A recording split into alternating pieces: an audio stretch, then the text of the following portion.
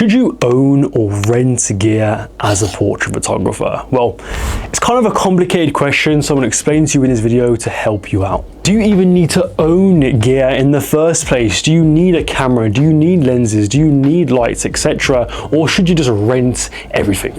Well, there's some things that you want to own, and there's other things where you don't particularly need to own. So what you need to own is equipment that you use quite often, or equipment that you use basically on every single photo shoot that you do. That's most likely going to be your camera and a couple of lenses. You're going to want to own these because you're going to be using these cameras and these lenses on basically every single photo shoot that you do. So it is best and it's just easier to own it rather than having to rent it out every single time, picking it up from a company or someone that you've hired it from, and then it's just a hassle there. It's also important because you want to get familiar with that camera and with that lens. You want to know exactly how they work. Like, you want to know the exact settings that you could use on your camera to get the best photos possible. It's ISO capabilities, you know how each dial and each button on the camera works. You know exactly what they do, so you're not messing about on the shoot being like, how do I change my aperture, or how do I change my exposure, like my ISO? Like, you know exactly what you're doing. It's second nature. You can be like boom, boom, boom, boom, boom, easy. Like on my camera, I got the Canon R6 right there. I know exactly how that camera works. I know what button to press for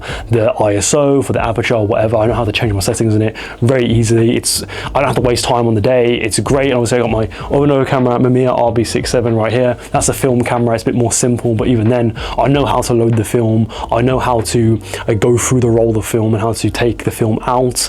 I know exactly how it works. It's also good if you get last minute bookings too. So obviously your camera and your lens is going to be the most important piece of equipment that you need for your photo shoots. You can't take any photos without a camera, without a lens, obviously. So when you get these last minute bookings and you probably won't have time to hire out a camera or hire out a lens, you don't have time for that. You might have the shoot could be like in the next couple of days or even like a week from now, but you don't have anyone available to rent you gear. Like, that sort of stuff, you know what I mean? That's where owning this type of stuff is going to be really handy for you, because when I first started, I didn't really have a good camera. I was just renting out cameras basically. I was actually renting out my R6 quite a lot, obviously, before I owned it, and it was quite annoying, especially on those lower paying shoots as well, where I wasn't really getting paid that much money, and I'm hiring out these cameras. I'm almost like using the money that I got paid to hire out the camera, so I'm basically making no money from it. But then I did realize afterwards that you can charge rentals on top of the pricing, of course, but even then it's a bit annoying. It's a bit stressful when you have to be like last minute find like someone who has the exact same camera or very similar camera and lens to get from, and it's like, it can be very annoying there. So yeah, you're going to use it on all your shoots basically, so it's better to own it. It's just going to be less of a hassle to own it compared to renting it out.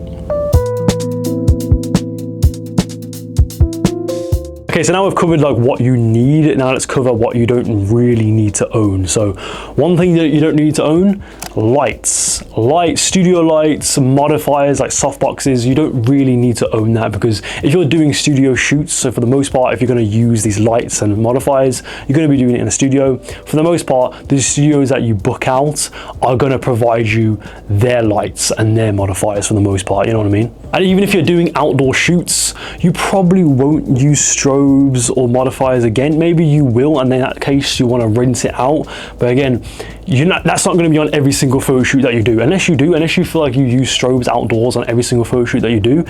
Then obviously probably you want to buy out a strobe or buy a light and a softbox or something like that. But for the most part, if you don't really do that sort of stuff all the time, you don't need to own it. You know what I mean? Because if you use a studio, they're going to give you, they provide you all the lights and stuff like that, so you don't need to buy anything.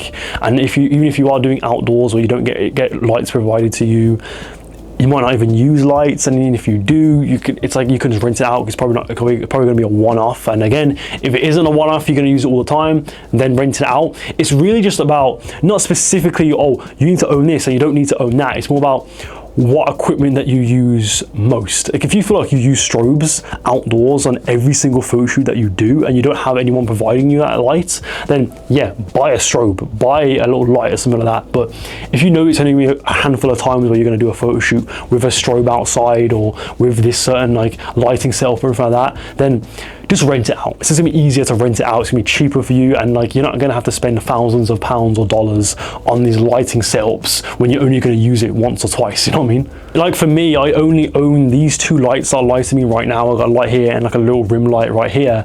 They're the only two lights I actually own, and I don't even use them on shoots. I basically only use these for these videos. Obviously, I own them because I use them every single week when I film these YouTube videos for you guys. So obviously that's why I own them. But for the most part, if I didn't do these videos, I wouldn't own these lights. I wouldn't really see the point in owning them. You know what I mean? Because every time I do a studio shoot, I'm basically always using gear that they have. All the obviously the camera stuff is my stuff, but the lights and the modifiers, the backdrops and the polyboards or whatever, that's all from the studio. And it's the same thing for even the highest level of fashion and portrait photographers. They barely own any of their gear. The last shoot I went on, I was a photography assistant on it. And it was a big shoot for like this brand. I can't really say much about it so far, so I'm not gonna say much detail, but it's for this decent sized brand and pretty decent sized shoot, a lot of people on set. And the photographer had I think he had his camera, and then he had like a one lens that he owned, and like that's it basically. Like that's all he needed for the shoot.